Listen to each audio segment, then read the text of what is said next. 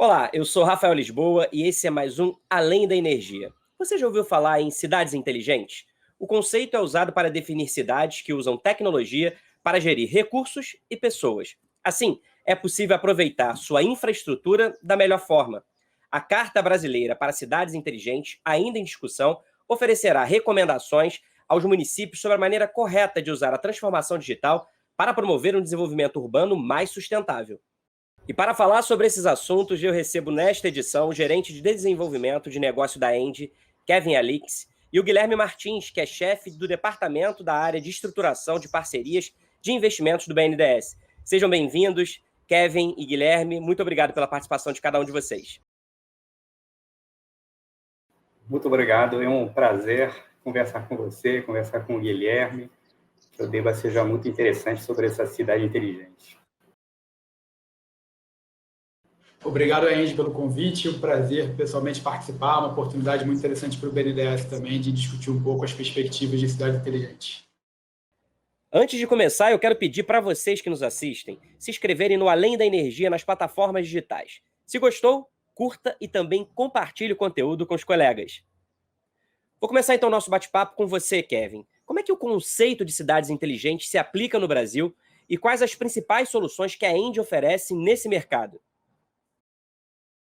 Conceitualmente, as cidades inteligentes, né, são aquelas que otimizam a utilização dos recursos, né, para poder servir melhor aos cidadãos, né, em temas como mobilidade urbana, energia e até para qualquer tipo de serviço que tenha impacto na vida das pessoas.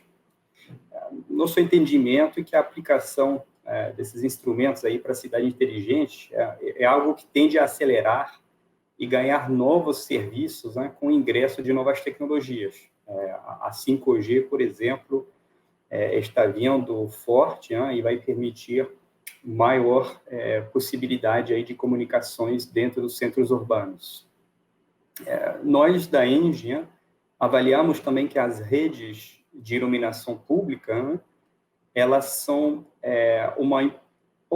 muito importantes para alavancar a cidade inteligente, porque a gente consegue agregar, além dessas redes inteligentes, outros serviços acima das luminárias, LEDs e das sistemas de telegestão, como Wi-Fi, câmeras de monitoramento e outras soluções. E esse sistema de iluminação pública, ele é a rede neural de uma cidade inteligente no nosso entendimento.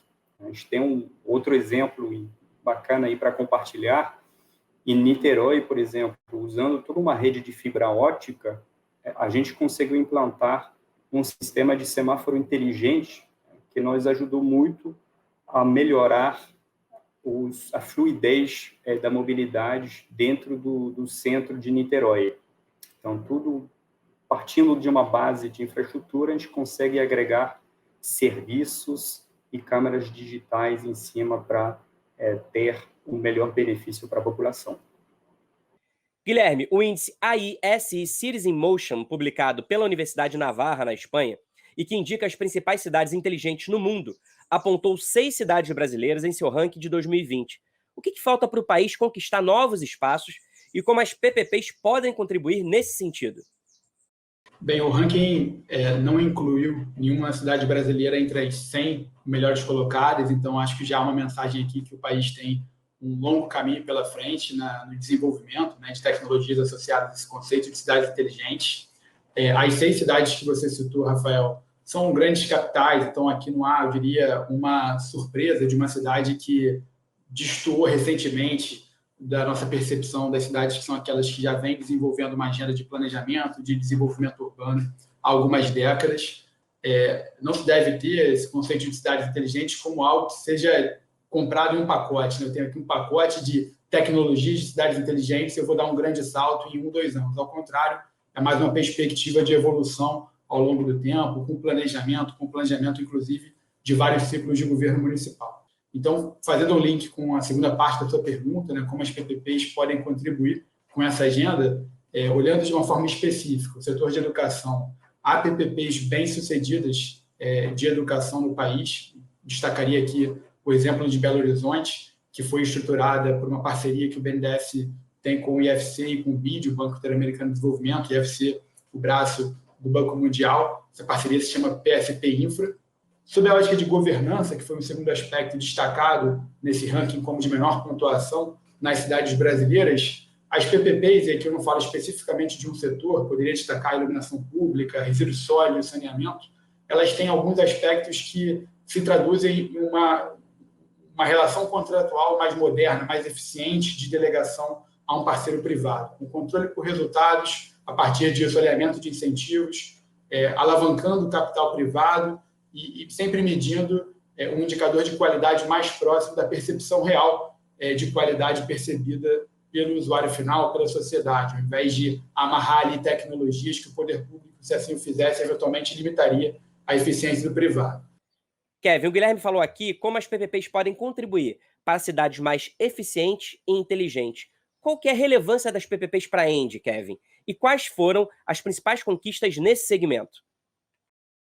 Ótimo. Eu vou até pegar o gancho da fala do Guilherme agora, né, sobre as PPPs serem uma ferramenta de contratação mais moderna, né, para os municípios delegarem serviços assim, de infraestruturas urbanas. Por exemplo, a gente está vendo que através de um contrato de PPP, o parceiro público ele consegue cobrar resultados e não meios do parceiro privado. Então, acho que faz muito sentido, e para a ENGIE, em relação às redes de iluminação pública, a gente entende que a melhor forma de operá-las são através desses contratos de PPP, de parcerias públicas-privadas, porque todos os investimentos ficam a cargo do parceiro privado, que arrematou a concessão e que tem um longo período na sua frente, geralmente entre 13 e 25 anos, para poder modernizar todas as luminárias aí da cidade, implantar uma nova rede de telecomunicações, a famosa telegestão, que ajude a automatizar toda a parte de operação e manutenção do parque de iluminação pública e, futuramente, também usar essa mesma rede aí de telegestão para que a gente possa oferecer serviços adicionais de controle e monitoramento. Hoje, no Brasil, a ENGIE opera, só para ter uma noção, mais ou menos 400 mil pontos de iluminação pública, e no mundo, a ENGIE, como grupo, já tem sob gestão mais de 1,5 milhão de pontos de iluminação pública. Guilherme, na sua primeira resposta, você destacou a importância das PPPs para a governança das cidades que querem se tornar mais inteligentes. Quais são, então, as perspectivas na área de PPPs? Os municípios e os estados têm condições de atender à sociedade sem necessidade de ter PPPs?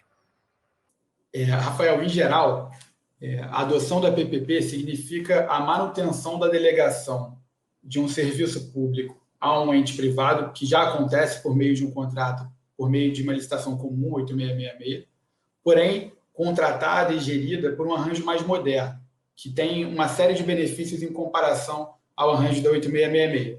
O BNDES tem sido um ator relevante nesse setor. Nós temos hoje uma carteira de mais de 120 projetos que vai mobilizar ao longo da vida desses contratos mais de 200 bilhões entre investimentos e outorgas que remuneram o poder público pela delegação desses serviços.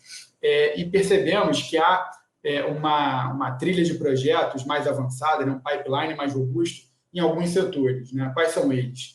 Do ponto de vista municipal, o setor de iluminação pública certamente foi aquele que destoou nos últimos anos, tanto do ponto de vista quantitativo, em número de PPPs concedidas, quanto qualitativo, porque as modelagens, de fato, se solidificaram e tem hoje já um padrão relativamente bem desenvolvido. No segmento estadual, nós percebemos uma difusão de PPPs, de concessões, de água e esgoto, e também de concessões rodoviárias. São dois setores que avançaram muito nos últimos anos e tem um pipeline relevante nos próximos. E na União, há um desenvolvimento recente em portos, que tem por objetivo fazer a concessão de autoridades portuárias, o que é uma inovação no país, além da continuidade de programas já muito bem estabelecidos, para além do setor de energia, que já se destaca há muitos anos, mas olhando no segmento de transportes, as rodadas de aeroportos e as rodadas de rodovias federais. Kevin, como a transformação digital e soluções mais eficientes, a partir das PPPs que você citou aí nas suas outras respostas, podem promover um desenvolvimento urbano mais sustentável e como a ENGIE atua nesse sentido? Excelente pergunta, Rafael, né? Em primeiro lugar, eu acho que é importante destacar o papel muito importante aí do BNDES e da Caixa Econômica Federal, né, que ajudou muito nesses últimos anos na estruturação de projetos, né? Como o Guilherme acabou de citar, a carteira do BNDES, por exemplo, está muito cheia assim, de projetos a serem desenvolvidos e que atraem muito capital privado, né? Pela qualidade da estruturação, pela financiabilidade desses projetos, né? E isso faz que a gente consiga deslanchar, né, vários leilões que dão uma maior segurança jurídica para os investidores privados, né, e que dão também uma maior segurança jurídica também para os gestores públicos, né? Então, graças ao apoio do governo federal, nesse sentido de padronizar, né, os editais de licitação, de estruturar melhor esses projetos, o capital privado sente uma maior robustez nesse contrato e aderiu muito, né, na participação a esses leilões de infraestrutura.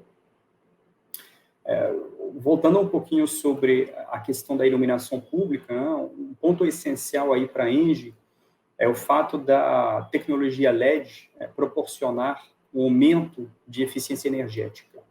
Em média, a gente consegue um consumo na ordem de 50%, né, o que é extremamente relevante aí para o orçamento do município, né?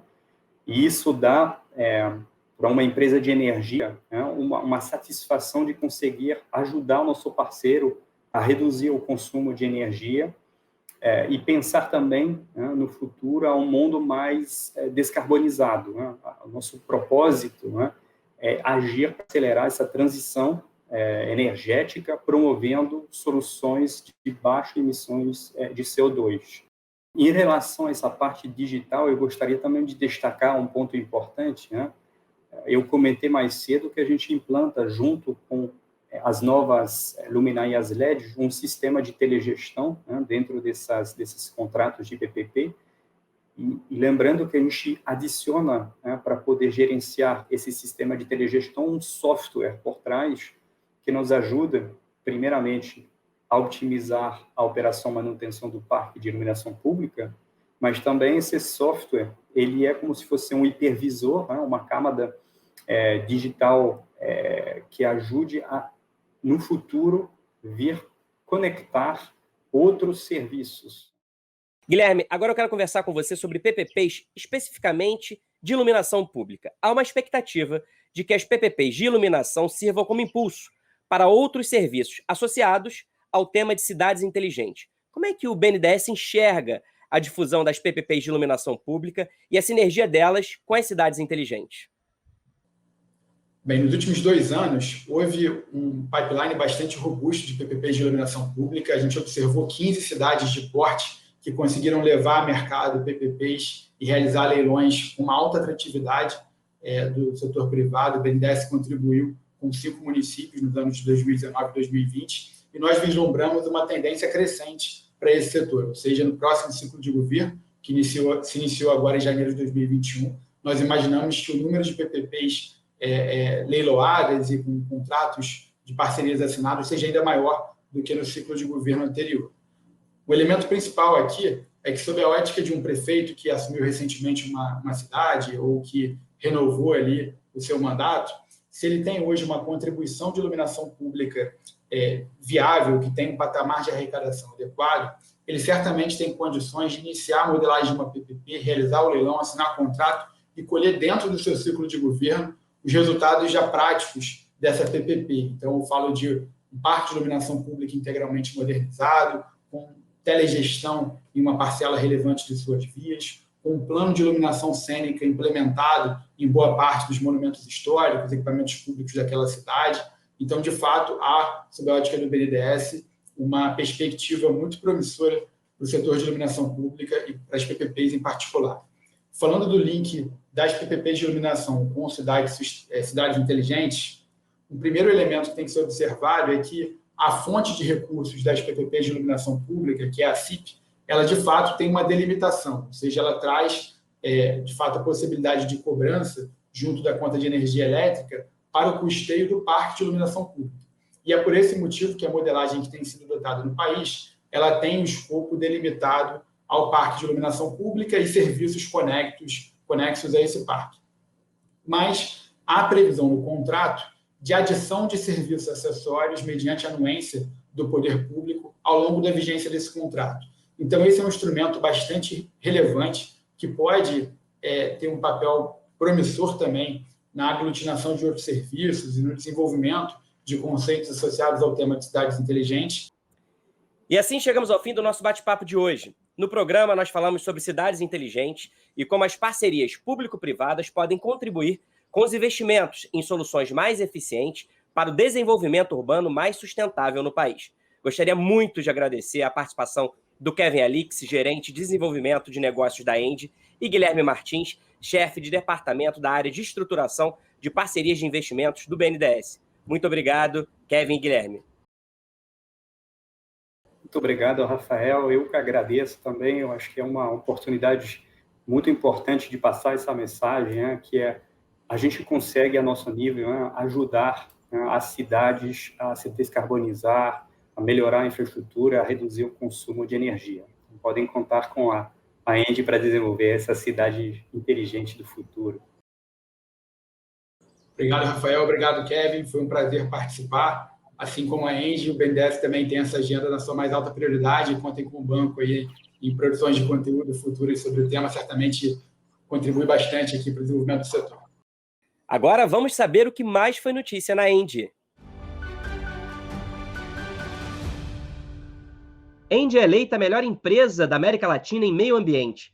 A ENGIE foi reconhecida como a melhor empresa da América Latina na categoria meio ambiente do Latin Trade Index America Sustainability Award 2021, prêmio oferecido pelo Banco Interamericano de Desenvolvimento, BID, em parceria com a Latin Trade, publicação internacional do mundo dos negócios.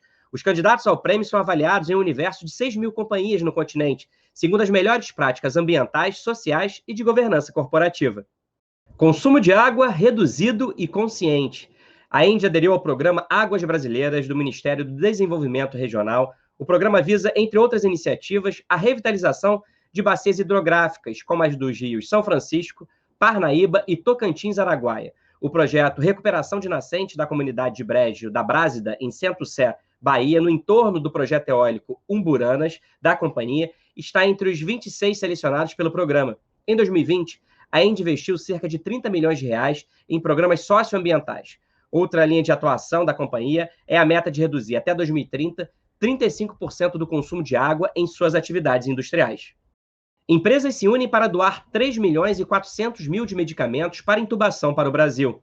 Devido à pandemia da Covid-19 no Brasil e da consequente escassez de insumos para o atendimento a pacientes em UTIs, a ENGIE e a TAG se uniram a um grupo de empresas para doar ao Ministério da Saúde 3,4 milhões de medicamentos para intubação. A quantidade é suficiente para a gestão de 500 leitos pelo período de 1 mês e meio. A ação solidária, em caráter emergencial, contou com o engajamento de empresas como Itaú Unibanco, Klabin, Petrobras e Raizen, além da Vale. Os itens foram integralmente doados ao governo federal para distribuição aos estados por meio do SUS, Sistema Único de Saúde.